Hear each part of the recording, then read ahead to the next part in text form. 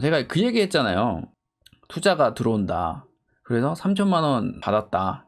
친구가 해줬는데 또 투자를 한다는 쪽이 한 2군데 있었어요. 근데 지금 제가 투자를 받아버리면 제 회사인데 지분 다 떼어주고 뭐 남는 게 없잖아요. 그래서 나중에 좀 어느 정도 크면은 큰 돈의 투자를 받고 지분도 조금 주고 그런 생각인데, 얼마 전에 제 아는 분이 소개시켰던 회사가 있는데 그게 연구소장님인가 뭐 하여튼 그래요. 이사님인가. 예. 근데 그분이 저를 만나고 제가 마음에 들었었어요. 근데 그때 당시에 제 연봉을 맞춰줄 수가 없었던 거예요. 근데 왜 못 맞춰줬냐? 그러니까 회사는 돈이 되게 많아. 투자를 300억을 받았어요. 그래서 자본이 300억인데 충분히 제 연봉을 줄 수 있었거든요. 그때 만약에 저를 불러서 데려갔으면 제가 갔겠죠. 근데 제 연봉을 그때 맞춰주지 못했어요. 근데 지금 제가 불렀던 연봉을 더 높은 연봉을 신입이 받고 있어요. 1년 차인데 뭐 8천이 넘는다? 그랬나? 뭐 하여튼 그래요. 그래서 그분이 한 게 뭐냐면 저를 불러서 이제 연봉 풀을 넓혀 놓은 거예요. 그래서 제가 원하는 연봉 이상을 줄 수 있다. 그러니 와서 일하자 하고 오면서 저한테 이제 스카웃을 제의한 그런 자리였는데 제가 이제 거절을 했어요. 왜 거절을 했냐?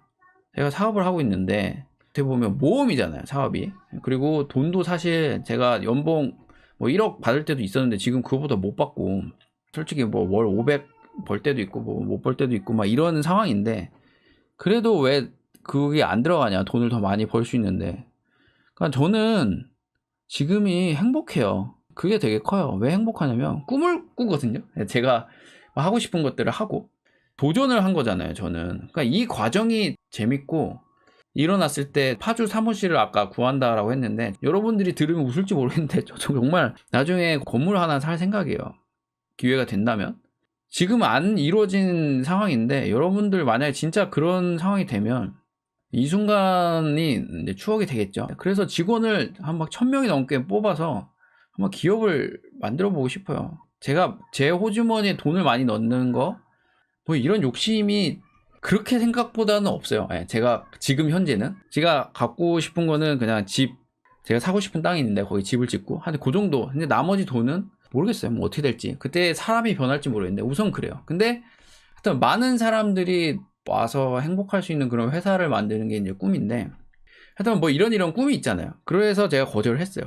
거절을 하면서 그분이랑 많은 얘기를 했어요. 그분이 저보다 훨씬 경력이 많아요. 그리고 AI 쪽에 계시는데 회사가 답답한 면도 많대요. 너무 회사에 돈이 많이 들어온 거예요. 300억이면 큰 돈이잖아요. 그러면서 이제 이런저런 얘기를 많이 해줬는데, AI 쪽인데 사실 AI는 지금 다 출발선상이래요. 그러니까 다 비전문가 뿐이고 진짜 사짜 많고 사기가 정말 많대요. 근데 왜 이렇게 정부에서 300억을 주냐? 자기네 회사가 많은 기술이 있어서가 아니고 대부분의 회사가 다 사기를 치고 뭐 AI 흉내만 내는데, 그래도 AI를 실제로 흉내가 아닌 진짜로 기초적인 거라도 하는 회사가 여기밖에 없어서 몇백억 투자를 받는 거래요. 근데 얘기를 들어보면 진짜 섬뜩하게 놀란대요. 영상 분석이나 이런 게 되게 잘 잡아낸대요. 되게 깜짝 놀랐다. 뭐 이런 얘기를 하면서, 그리고 실제로 AI 엔진을 가지고 새로 만들 일은 거의 없대요. 그냥 옵션 잘 설정하고 이런 건데 AI적 지식이 좀 있어야 되고, 그래서 이제 얘기하시기 한 3개월 정도 하고 나니까 좀 알겠고, 지금 한 1년 6개월 지났는데 이제는 어느 정도 분야에 얘기할 수 있는 그 정도 수준이 됐다라고 얘기하더라고요. 그러니까 AI 1년 반을 열심히 하신 거예요. 그다음에 이런 얘기를 해주면서 많은 얘기를 제가 들었어요. 근데 많은 얘기를 제가 들었는데 그분이 원래 네이트원 개발하신 분이에요. 되게 한때 짱 먹었던 메신저거든요. 그런 개발하셨던 분인데 그분이 한 얘기를 제가 가만 듣고 있는데 진짜 깜짝 놀랐어요. 제가 하는 말들을 대부분 다 그대로 하세요. 저보다 경력도 많은데. 그래서 제가 진짜 박수를 쳤어요. 아, 나만 이렇게 느끼는 게 아니구나. 대표적인 게 뭐냐면 제가 얼마 전에 올린 영상인데 제가 그 얘기를 했어요. 사실 태도가 다라고. 그래서 제가 이제 뭐 괜찮은 프로그래머는 정해져 있다. 거기서 얘기를 한 게 뭐냐면 될 만한 사람은 벌써 태도가 되어 있어서 온다라고 얘기를 하는데, 제 고정관념이기도 해요. 그만큼 안 변하는 거예요, 사람이. 근데 제가 변하는 것도 보긴 봤어요. 변한 것도 보긴 봤는데 진짜 확률이 적다라는 거죠. 왜냐면 변하려면 자기의 문제점을 인정하고 내가 잘못됐다라는 거를 어떻게 보면 자존심을 내려놔야 돼요. 그래야 변하기 시작하는데 그 과정을 하는 사람이 그렇게 성숙한 사람이 많지가 않아요. 어른들 중에도. 그런 의미에서 얘기를 했는데 그분도 똑같은 얘기를 하더라고요. 어떤 열이나 이런 태도가 있는 사람이 들어오면 결국에 다 성장을 하더라. 그리고 자기도 그런 사람을 찾는다 라고 얘기를 하면서 그런 사람이 있으면 저한테 소개시켜 달라 라고 얘기를 하더라고요. 하여튼 그 얘기를 들으면서 아, 내가 보는 눈이나 내가 생각했던 것들이 틀리지 않았구나 라는 것들을 많이 검증받았어요. 그 동영상에 댓글이 달렸어요. 근데 그 사람의 댓글이 뭐였냐면 자기는 프로그래머의 어떤 기질이나 재능을 얘기할 줄 알고 그 영상을 눌렀는데 당신이 얘기하는 거는 너무 모든 분야에서 쓰이는 일반적인 거다. 물론 그게 중요하다라는 거는 인정을 하지만 프로그래머에 대한 특화된 필요한 능력은 아닌 것 같다. 그런 태도나 끈기 뭐 이런 책임감은 아닌 것 같다. 그럼 모든 영역에 다 필요한 거다. 라고 얘기를 하더라고요. 그러면서 그분이 얘기한 게 뭐냐면 기계적인 이해력이 아니고 연관성 있는 이해력이 프로그래머로서의 중요한 자질이라고 생각한다 라고 얘기를 하더라고요.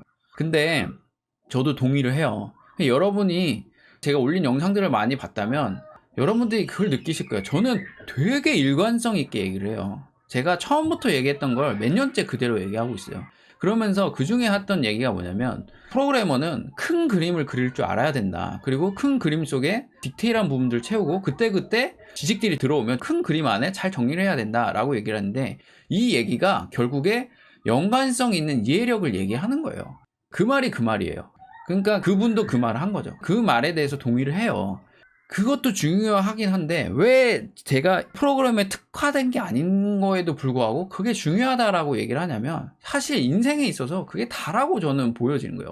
옛날 학자들 보면 수학도 하는데 의사이기도 하고 시인이기도 하고 철학자기도 하고 다 그래요. 왜 그러냐라고 봤을 때 그 사람이 천재냐? 그게 아니라 공부하는 방법을 알고 회사에 열심히 하는 거예요. 제가 매번 얘기하잖아요. 명문대 학생을 왜 인정하냐?